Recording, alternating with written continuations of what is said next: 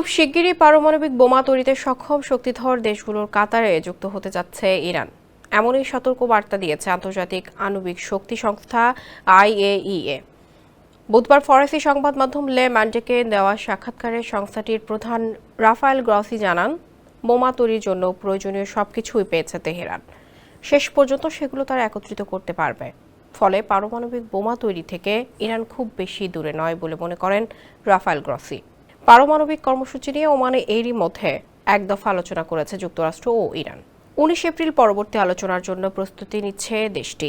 আলোচনায় সমাধান না হলে ইরানে পারমাণবিক স্থাপনায় বিমান হামলা চালানোর হুঁশিয়ারি দিয়েছেন মার্কিন প্রেসিডেন্ট ডোনাল্ড ট্রাম্প। অপরদিকে ইরানও ক্রমাগত সতর্ক করে দিয়ে আসছে যে তারা ইউরেনিয়ামের মজুদের মাধ্যমে পারমাণবিক অস্ত্র তৈরির পথে হাঁটতে পারে। এখন যে কোনো ব্র্যান্ডের পুরাতন এসি বদলে নতুন ওয়ালটন এসিতে উপভোগ করুন 25% ছাড়। তেহরান বরাবরই দাবি করে আসছে তাদের পারমাণবিক শক্তি ব্যবহারের উদ্দেশ্য বিদ্যুৎ উৎপাদন। তবে দেশটি পারমাণবিক অস্ত্র তৈরির সক্ষমতা অর্জন করছে বলে বরাবরই উদ্বেগ প্রকাশ করে আসছে পশ্চিমা দেশগুলো। 2015 সালে স্বাক্ষরিত ঐতিহাসিক পারমাণবিক চুক্তি অনুযায়ী ইরান তাদের পরমাণু কর্মসূচি সীমিত রাখার প্রতিশ্রুতি দিয়েছিল। কিন্তু 2018 সালে মার্কিন প্রেসিডেন্ট ডোনাল্ড ট্রাম্প সেই চুক্তি থেকে বেরিয়ে আসলে আবারও ইরানের কার্যক্রম নিয়ে উদ্বেগ বাড়তে থাকে আন্তর্জাতিক মহলের। বিশ্লেষকদের মতে ইরান যদি সত্যিই পারমাণবিক বোমা তৈরির দিকে এগিয়ে যায় তাহলে মধ্যপ্রাচ্যে নতুন অস্ত্র প্রতিযোগিতা শুরু হতে পারে, যার পরিণতি হতে পারে ভয়াবহ।